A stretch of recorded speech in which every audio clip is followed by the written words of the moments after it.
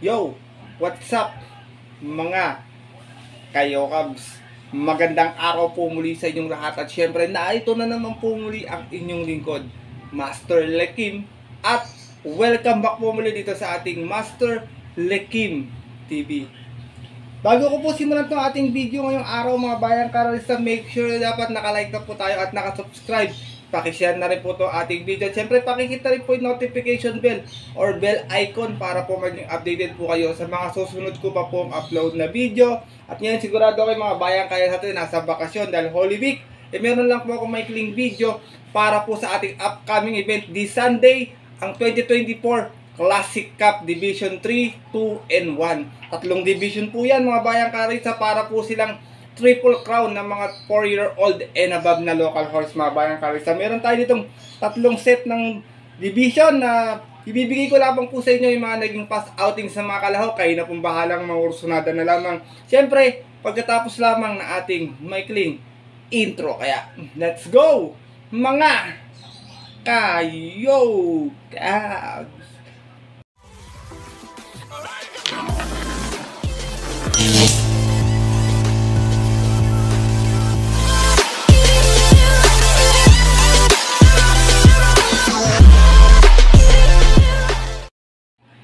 At gaya nga po ng nabanggit ko kayo sa ating intro, meron tayo tatlong highlight race ngayong araw po ng linggo. Sa March 31 po ang ating Pilracom 2024 Classic Cup. 1,800 po yung ating distansya. By last month, ang nanalo po sa kanilang Division 1 is si Stolen Ola. Sa Division 2, si Junkook. At sa Division 3 naman po si Modern Kong. Packet po ng packet ng grupo yan. Kaya po si Junkook, nakikita na po natin sa Division 1. Pero iba-iba po ron, medyo pwede rin naman umangat ng grupo pag ginusto or nasa connections naman po nila.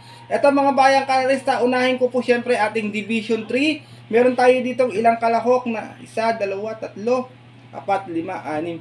Meron tayong 8 runners na maglalaban-laban ito. Distansya nga po 1800 meters. Sa tinigurado naman po ako, mga kilala nyo to at mga stakes race campaigner talaga. Kagaya po ni Diversity, Easy Does It, La Liga Pilipina, Mahusay High, Triple Crown Contender, Nuclear Bomb, Open Billing, Sky Story, at yung nag-umentong Grey Galloper na si Uncle Vines. Kaya tingin ko, itong karera na to, tingin ko medyo dikit-dikit lang ang benta, mahaba ang distansya, pwedeng makachambay ibang mga nag-aabang lamang. Ito, simulan ko na sa ating unang kalahok na si Diversity, narerendaan po ni JT Zarate. Meron tong 141 sa 1600 ng last time lumakbo to. Umalis to ng 3-2, segunda po siya dumating doon, out of 14 rounds naglaban-laban. Same division din po Classic Cup naman po ngayon, Division 3. At yun po ng March 24 kung saan ang nanalo po doon, yung galing pa sa likurang kabayong si Modern Kong. Same rider pa rin tayo rito, JT Zarate, para sa ating kalahok na si Diversity. Pero nag-tune up to last time sa 1400, mayroon to 126.4. Dumating po itong pang-apat, umalis ng 2-2. Out of 7 rounds na naglaban-laban sa rating base 40-46 noong March 10, kung saan nakakalaban nila doon yung nagdodomina ngayong imported na si Prime Factor. Gaya nga po na nabanggit ko, same jockey pa rin tayo, JT Zarate, para sa ating kalahok na si Diversity. Pwede natin magdala ng marcha, pero tingin ko isunod lang kasi meron ako nakitang matulin dito. Lipat naman tayo kay Easy Does It na nasa kay ni Noel C. Lunar. Ito naman may 141.6 sa 1600. Sa Division 2 naman po, buwaba po ng grupo to dito. Dumating po itong pang-5, umalis ng 9-7 o kumbaga 9-7. Out of 9 runners na naglaban-laban. At yun po ng February 25 kung saan ang nanalo naman po doon yung nasa Division 1 ngayon na kabayong si Junkook. Same rider pa rin tayo dito, Noel Lunar, para sa ating kalahok na si Easy Does It. Di rin ating kabayo ito, pwede rin mag-abang. Lipat na tayo dito sa magdadala ng marcha. Ito, nagdala ng marcha last time sa Division 3 nung Commissioner's Cup La Liga Pilipina, narerendaan po ni Charles Reyes. Nagtalay siya ng preba doon na 142.4. Dumating po itong pang-siyam, pero siya nagdala ng marcha ron umalis to ng 4-1. Out of 14 rounds naglaban-laban. At yun po ng February 24 kung saan ang nanalo nga po doon yung kabayong si Modern Kong. Same rider pa rin tayo dito, si A. Reyes, para sa ating matuling kabayong si La Liga Pilipina.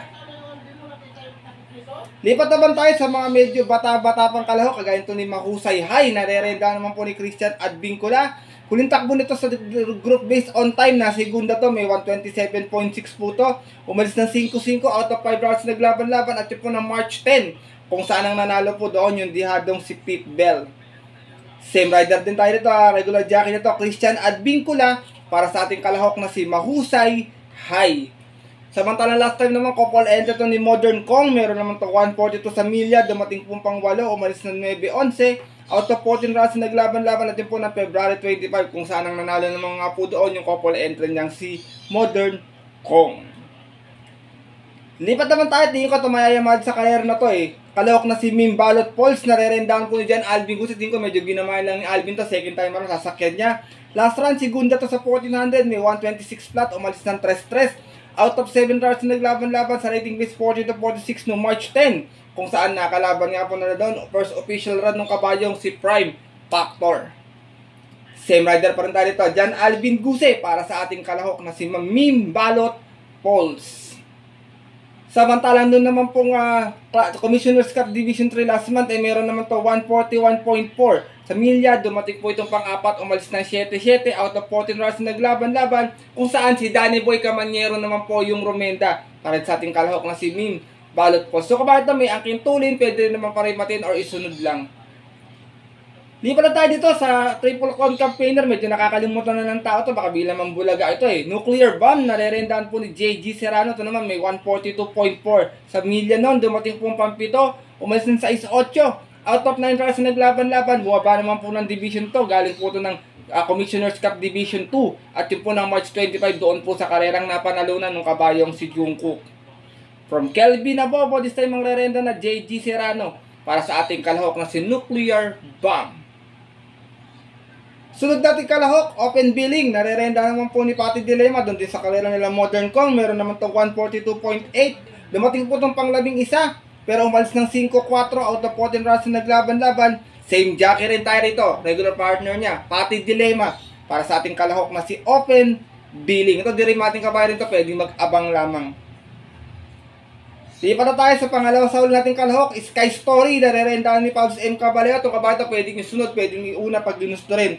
Huling takbo sa 1400, may 127.2, dumating pong pang 5, umalis ng 4-4, out of 8-12 runners na naglaban-laban. Sa rating base 34-39 noong March 9, kung saan nakalaban niya po doon yung kabayong si Batang Manda. Same rider na rin tayo, regular jockey, Pabs M. Caballero, para sa kalahok na si Sky Story. Samantalang doon naman sa karerang napanalunan ni Modern Kong, dumating naman po itong pampito, meron to 142 flats at milya, umalis ng 8-8, out of 14 runners na naglaban-laban. Same rider nga rin po, regular partner niya, Pabs M. Caballero, para sa ating kalahok na si Sky Story. At narito tayo sa ating huling kalahok, Grey Galloper, numero 8, kumbaga huling kalahok to eh. Uncle Vines, nare-rendahan po ni JB Hernandez, itong si Uncle Vines, sa karera nila Batang Manda, tune up niya ay may 126.8, dumating po itong segunda, umalis ito ng 5-6, out of 12 rounds na naglaban-laban sa rating base 34-39, at yun po ng March 9, kung saan ang nanalo nga po doon si Batang Manda. Same rider pa rin tayo dito, ito regular jockey niya, JB Hernandez, para sa ating kalahok na si Uncle Vines. Kalaban din to ni Prime Factor last week, mga bayang kalarista, para dumating po ata to pang-4 or pang-5. Pero doon naman po sa karera nila Modern Kong, medyo nakabulaga ito, natarsera tong dihadong-dihado. Meron to 141.4 sa milya, umalis to ng 1-6, siya pala nagdala ng marcha rito. Out of 14 rounds na naglaban-laban ng February 24, kung saan ang Romenda naman po sa kanya ng araw na yun ay si Kelvin Abobo. At yun po mga bayang kalarista, ito ating Division 3. I hope na sana may maporsunadahan kayong magandang dihado. Tingin ko pwede magdihado dito, mahaba yung distansya. Pwede rin naman po makaporma yung mga nasa unahan, makapagpahinga at makabuo ng kwartos. Kaya kung may mga nais kayong kampihan dito, comment nyo lamang po sa comment section nito ating video. Kaya to, lipat naman tayo sa ating Division 2 mga bayang kalarista.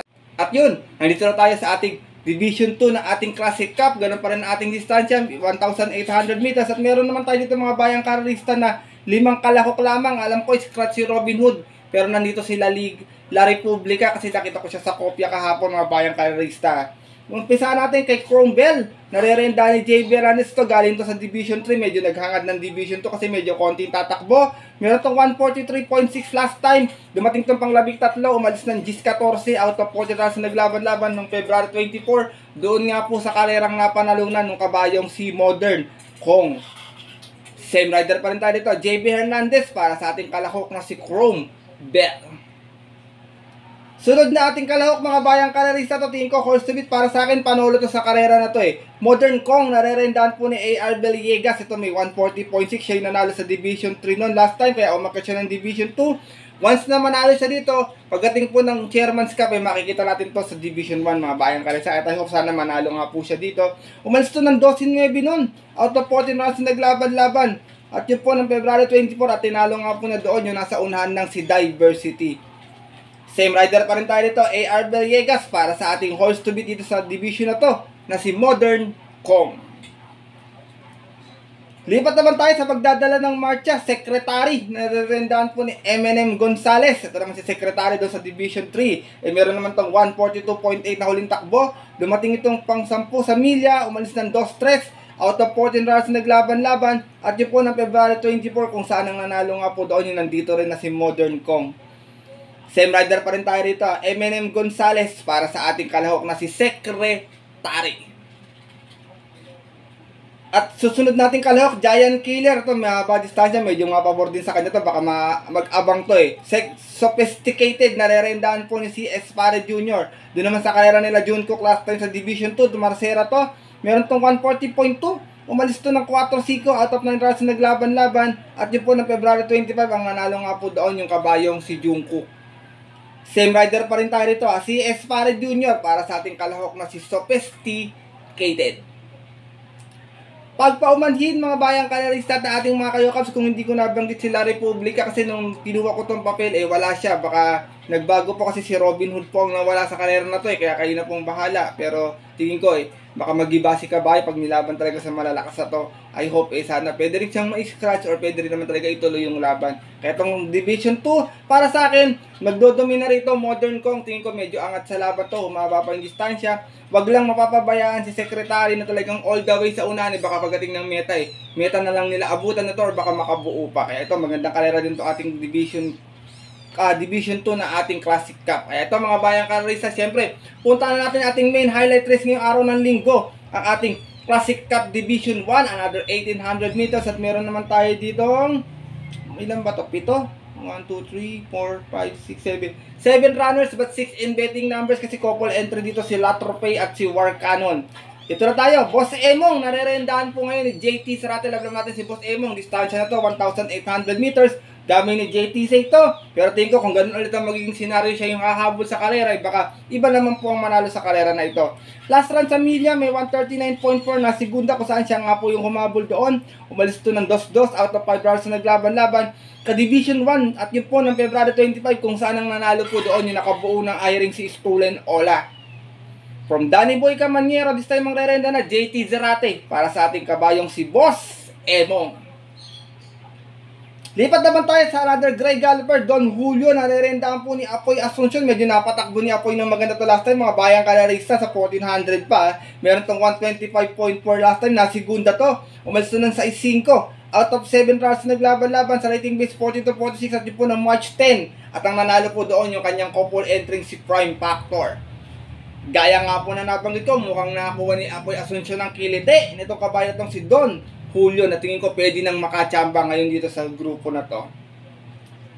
Lipat naman tayo sa magdadala ng marcha. Ito medyo pahaba din ng hininga itong kabayo na to. Stolen Ola, narerenda ni Jan Alvin Guse. Siya yung nanalo sa kanilang first leg nung last time nung Chairman Commissioner's Cup Division 1.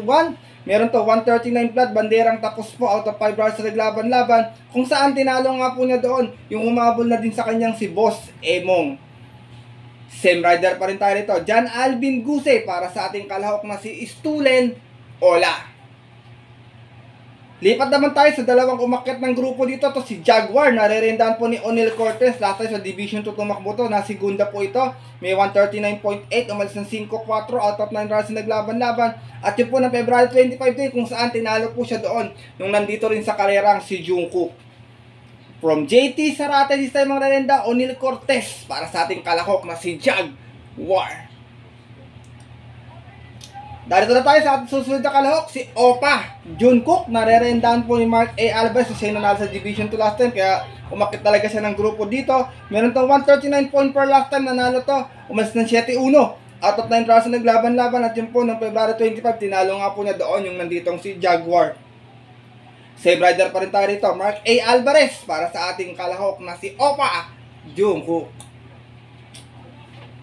Lipat na po tayo sa nagbabalik pista Triple Crown campaigner La Tropay. Narerendahan po ngayon ni JB Hernandez to. Galing to sa barrier last time sa Milla lamang. May 141.4 po ito noong March 17. At si JB na rin po yung Romenda. May tulis na remate to. Mahaba yung distansya. At I hope nakakondisyon naman si Kabay. Tingin ko medyo pwede rin makachamba kung sakasakaling magkakaroon na early speed battle sa unahan. Pero ito ang tinitignan ko maaaring tsumamba. Tingin ko medyo nabitin lang to ng nakaraan eh. War Cannon, narerentahan po ni Kelvin Nabobo. Habang humahaba yung karera, tingin ko medyo mainam to tumakbo. Last run, 139.4. Natarasera po to. Umalis ng 3-3 out of 5 rounds na naglaban-laban. Doon din po sa karerang napanalunan ng kabayong si Spulen Ola nung February 25. Same rider pa rin tayo. Regular jockey niya kahit noon pa sa Triple Crown. Kelvin Nabobo. Para sa ating kalahok na si War Cannon.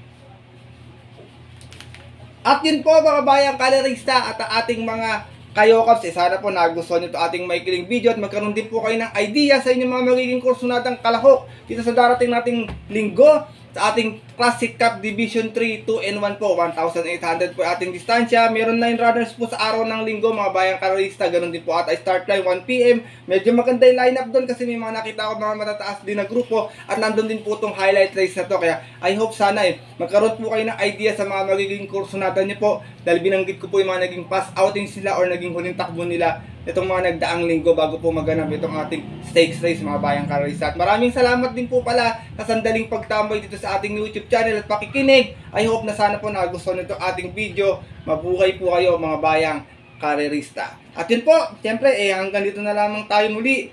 Magkita na lang sa susunod ko pong upload na video. Ito po yung lingkod, Master Lekim, na nagsasabi sa inyo na stay safe everyone, God bless po mga bayang karerista. Lalong-lalo na sa mga diadista nating solid ditong mga Yo Cabs.